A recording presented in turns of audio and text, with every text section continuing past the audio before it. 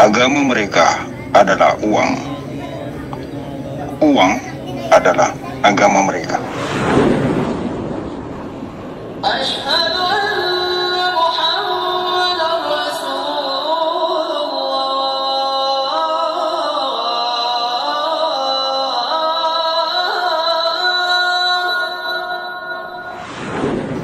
Sahabat Trilanus TV di mana saja Anda berada, semoga tetap dalam keadaan sehat walafiat dan selamat menjalankan ibadah puasa.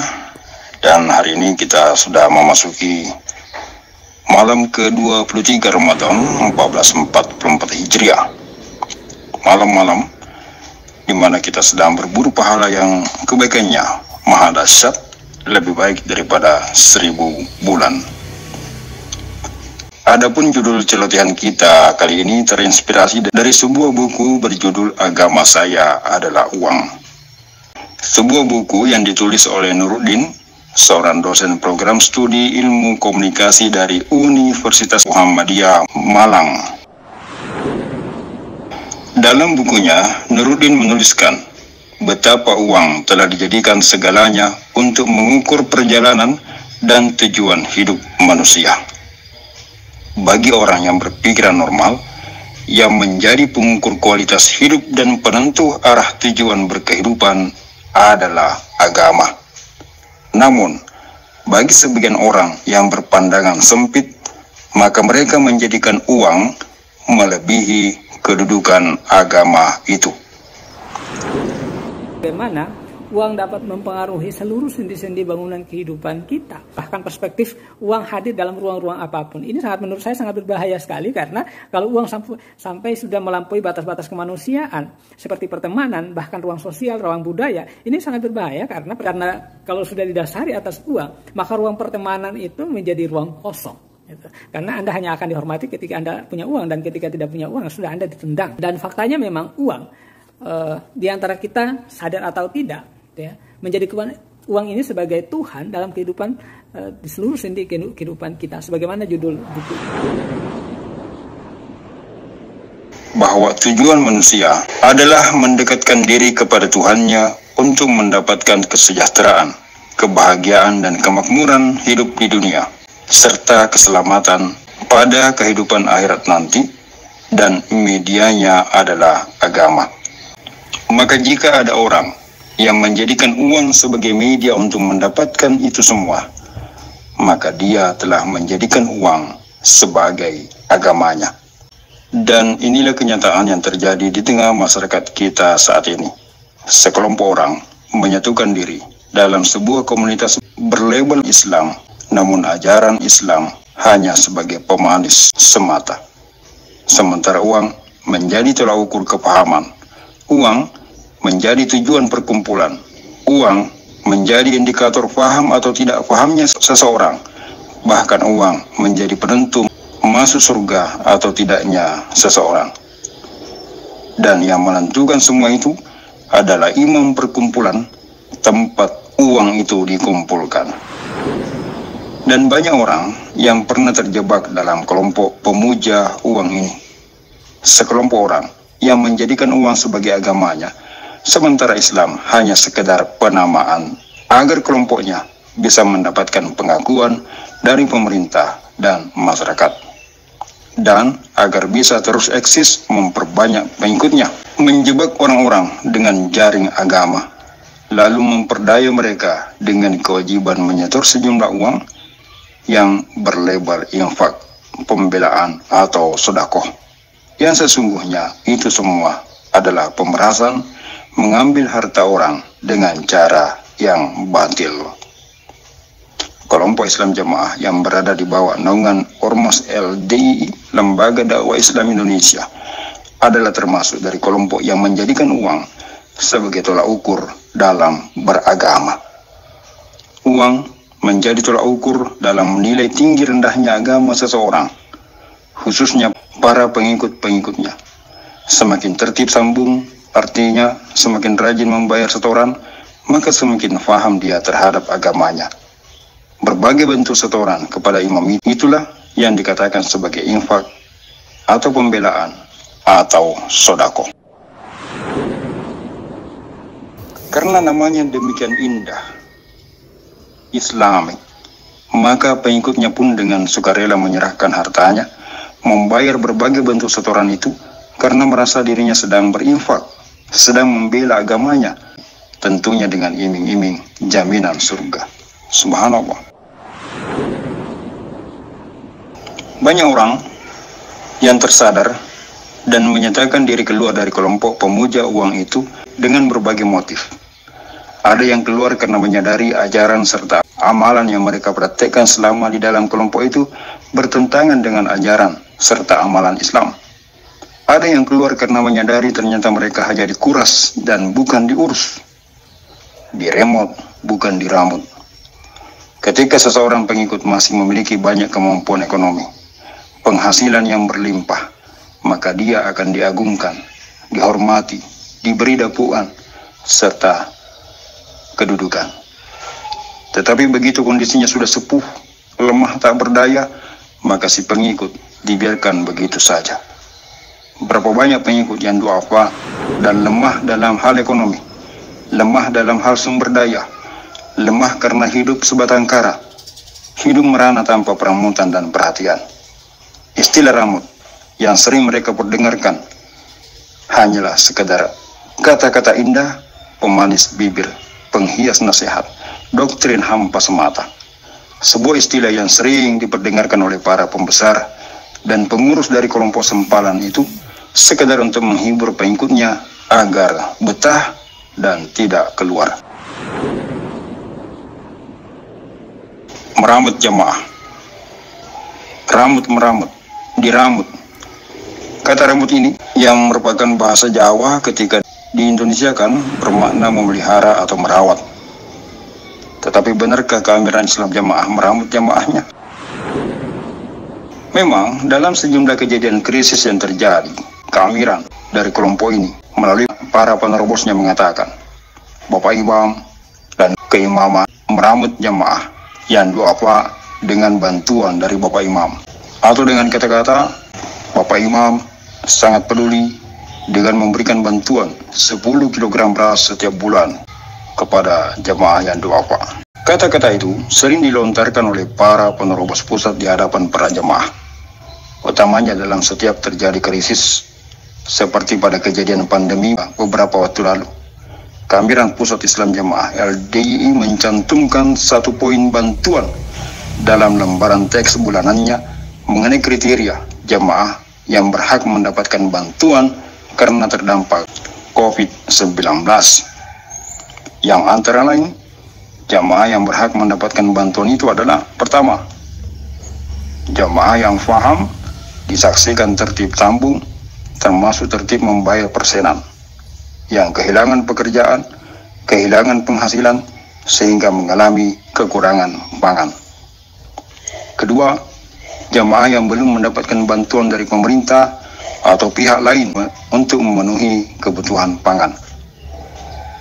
Lalu ditambahkan sebuah keterangan notabene NB bahwa jamaah yang terdampak COVID namun masih memiliki harta atau tabungan yang cukup untuk memenuhi kebutuhan pangan, maka tidak berhak menerima bantuan dari Bapak Imam itu. Dari sini kita dapat melihat bahwa rencana pemberian bantuan kepada jamaah itu sesungguhnya tidak bermaksud untuk meramut jamaah. Pada poin pertama disebutkan bahwa jamaah yang berhak menerima bantuan hanyalah warga jamaah yang disaksikan tertib sambungnya, tertib membayar persenannya tentunya, dan kemudian kehilangan pekerjaan. Tertib menyetor persenan menjadi syarat untuk menerima bantuan. Ini menunjukkan bahwa membayar persenan adalah kewajiban bagi setiap jamaah, dan ketidakmampuan membayar persenan menjadi penyebab seorang jamaah tidak berhak menerima bantuan Bapak Imam. Di poin kedua disebutkan bahwa jamaah yang berhak menerima bantuan adalah jamaah yang belum mendapatkan bantuan dari pemerintah maupun bantuan dari perseorangan. Poin ini juga menunjukkan keengganan keamiran meramut jamaahnya, karena pada umumnya warga duafa yang ada di dalam Islam Jamaah LDII telah tercatat dalam program Keluarga Harapan pemerintah yang rutin menerima bantuan uang dari pemerintah. Ditambah pula di masa pandemi, sebagian besar pemerintah daerah telah membentuk posko-posko mandiri guna menyalurkan bantuan dari para dermawan, baik dari instansi pemerintah, swasta maupun perseorangan. Maka dengan syarat yang ditetapkan oleh Keamiran Pusat Islam Jamaah itu, dapat dikatakan hanya jamaah yang kemungkinan tinggal di hutan rimba, di pelosok terpencil, yang memenuhi syarat menerima bantuan imam itu. Artinya, Bapak Imam yang menerima triliunan dana dari seluruh jamaahnya setiap bulan itu tidak pernah berniat untuk menyalurkan bantuan kepada jamaahnya. Ditambah pula dengan NB, catatan tambahan yang menggariskan bahwa bagi yang masih memiliki kemampuan untuk membeli bahan makanan, maka dianggap tidak berhak menerima bantuan Bapak Imam. Inilah yang menyebabkan jemaah pengikut Keamiran Islam Jamaah LDI ketika tertimpa kesulitan ekonomi, banyak di antara mereka lebih memilih mencari solusi sendiri di luar keamiran. Karena ketika seseorang jemaah dari kelompok ini mengalami kesulitan dan mencoba meminta bantuan ke dalam jaringan keamirannya, maka ada dua pertanyaan yang harus mereka jawab, yakni apakah Anda masih loyal kepada Bapak Imam? Dan apakah Anda masih tertib sambung membayar persenan? Bagaimana mungkin bisa tertib membayar persenan bila yang mau dimakan sehari-hari saja sulit?